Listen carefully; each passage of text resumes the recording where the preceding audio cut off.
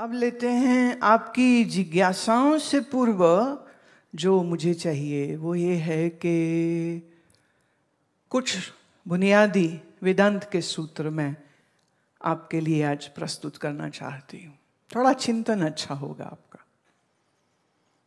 और जब तुम कहते हो मैं तो उस मैं में क्या है? उस मैं में ज्यादा करके शरीर है, 2 नंबर पे मन है, थोड़ा बहुत बुद्धि का भी विचार है। जब आप गहरी नींद में चले जाते हैं तो इस शरीर का कुछ पता भी नहीं रहता, तो उस समय तुम्हारी चेतना कहाँ चली जाती है? और नींद खुलते है तो फिर से चेतना बाहर आ जाती है। अगर कोई कभी बेहोश हुआ हो गर्मी की वजह से, सनस्ट्रोक की वजह से, या कोई चोट लग गई उसकी वजह से, तो उसने बेहोशी को भी अगर देखा है तो बेहोशी में क्या मालूम होता है कि उसमें ये नहीं पता रहता मैं कहाँ हूँ और मैं कौन हूँ। It's like blackout, don't know where I am. So what is this I to which you are addressing as I? What is that I? ये हमारा शरीर पंच तत्व का बना है और पंच तत्व के बने शरीर की एक अवधि, एक ड्यूरेशन होती। उस ड्यूरेशन में अपने प्रारब्ध अनुसार उसको आयुष मिलती है। तो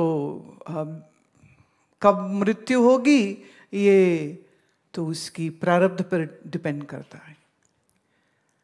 5 साल से छोटे में मर जाएगा कि 10 के 20 के 50 के 40 के 30 के 80 तक जाएगा, ये आपके प्रारब्ध पर डिपेंड करता है। प्रारब्ध मतलब आपके कर्मों का जो कलेक्शन है, जो समुच्चय है तुम्हारे कर्मों का, वहीं से प्रारब्ध का जो है फल मिलता रहता। अब ये आपके कर्म का समुच्चय कहाँ है? वो है आपके चित्त में। कहाँ है आपके? It's a subconscious mind. मन, बुद्धि, चित्त और अहंकार, ये है अंतःकरण। रिपीट करेंगे सब लोग। मन, बुद्धि, चित्त और अहंकार। इसका एक शब्द हो सकता है जिसे हम कहेंगे अंतःकरण। अंतःकरण।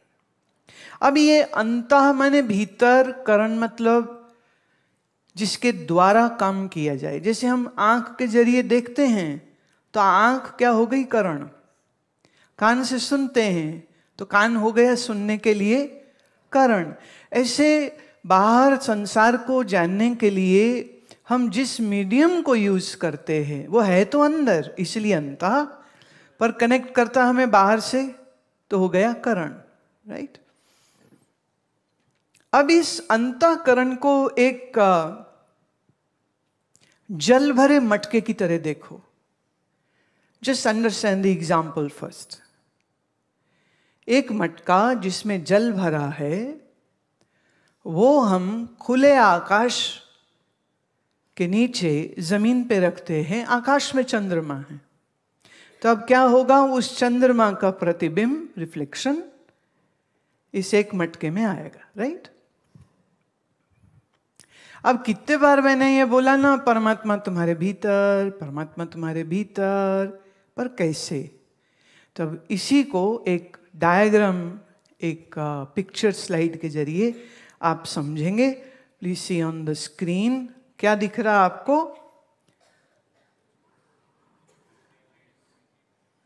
आपके आंखों के आगे जो आ रहा है दृश्य वो ये है कि आसमान में एक चांद का फिगर बनाया गया है जिस पे लिखा है ब्रह्म, और नीचे बहुत से छोटे बड़े आकार के बर्तन रखे हैं मिट्टी के।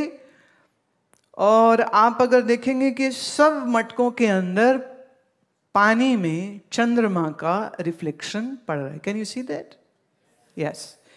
अब बर्तन छोटा हो बड़ा हो कैसा भी हो, रिफ्लेक्शन सब में चंद्रमा में एक सा आएगा कि अलग आएगा? एक सा आएगा। अच्छा, अगर हम इसको ऐसे समझें ना, इस एग्जाम्पल को दृष्टांत आप समझे। चंद्रमा मतलब परमात्मा, पर हम ब्रह्म क्यों कह रहे हैं?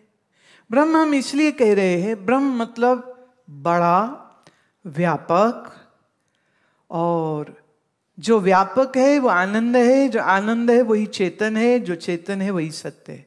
तो सत, चित, आनंद, व्यापक, पर अगर एक शब्द हम कहें तो होगा ब्रह्म। तो ब्रह्म रूपी चंद्रमा का शरीर रूपी घड़े में, मन रूपी जल में जो प्रतिबिंब पड़ा, ब्रह्म के इसी प्रतिबिंब को हम जीव कहते। क्या कहते? जीव। जीव मतलब, अब इसमें कितने कंपोनेंट आ गए? एक पानी, एक उसमें प्रतिबिंब, और एक जिसका प्रतिबिंब। कितने हुए ये? 3। चंद्रमा, चंद्रमा का प्रतिबिंब, और जिस जल में पड़ा उसको हम गिनते हैं। तो ये 3 हो गए। अब इसको ऐसे समझिए, ये मिट्टी का घड़ा, आपका शरीर भी मिट्टी का। इधर पानी था घड़े में, इधर आपके क्या है? अंतःकरण। क्या है? अंतःकरण। वहां हमने चंद्रमा दिखाया, यहां ब्रह्म।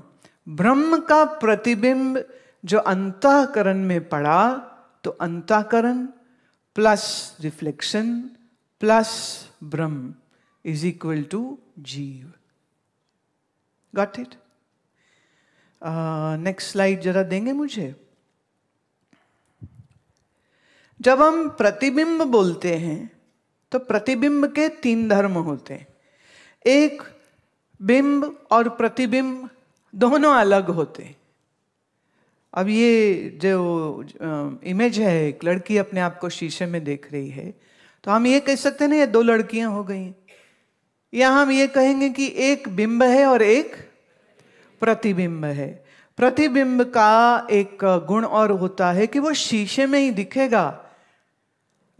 शीशा जिस दीवार पे लगा है उस दीवार में प्रतिबिंब नहीं बनेगा। तीसरा, बिंब से उल्टा प्रतीत होता है। Have you notice this? Your right is left, है ना? Your right is left. अब यही फिजिक्स के एग्जाम्पल को हम इस्तेमाल करते हुए कोई कहेगा कि भाई ब्रह्म का प्रतिबिंब था तो जीव कैसे हो गया? ब्रह्म सच्चिदानंद व्यापक, तो जीव भी वैसा होना चाहिए था। पर जीव की अकल ये है, इसकी अगर हम पहचान करें ना, परिभाषा, डेफिनेशन हम करें, जीव हम किसको कहते हैं? जो अल्पज्ञ है। नए शब्द है, मेरे साथ बोलिए, वो अल्पज्ञ मतलब अल्प माने थोड़ा, ज्ञ मतलब ज्ञान। जिसके पास थोड़ा ज्ञान है उसे हम अल्पज्ञ कहते। आपको क्या लगता है, आप सर्वज्ञ हो कि अल्पज्ञ? मैं नहीं कह रही, तुम ही बोल रहे हो। अच्छा, प्रतिबिंब बिंब से उल्टा होगा। अब ब्रह्म है सच्चिदानंद व्यापक, लेकिन ये जो प्रतिबिंब है ये अपने आप को इस एक शरीर के अंदर रहने वाला समझता। एक तो है अल्पज्ञ, छोटा बुद्धि है। दूसरा, अंतःकरण में जो हमारा मन है ना, अगर मन गंदा है, अशुद्ध है, पापी है, क्रोधी है, द्वेषी है, मिनट मिनट में जिनका स्मॉल फ्यूज होता है ना, यूं फट जाते बम की तरह। मम्मी ने कुछ कहा, डैडी ने कुछ कहा, टीचर ने कुछ कहा, फ्रेंड ने कुछ कहा, मतलब बिल्कुल तैयार है फटने के लिए।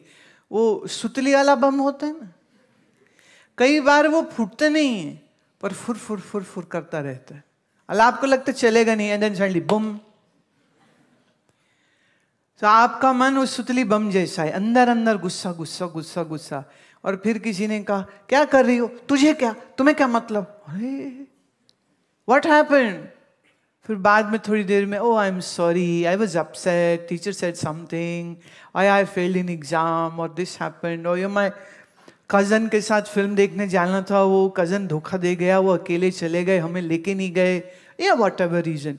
जब माइंड एजिटेटेड होगा, जब आपका मन दुखी होगा, जब आपका मन परेशान होगा, तो हम इसको ऐसे कह सकते हैं कि पानी हिल गया। अब हिलते हुए पानी में चंद्रमा पूरा दिखेगा कि टूटा फूटा?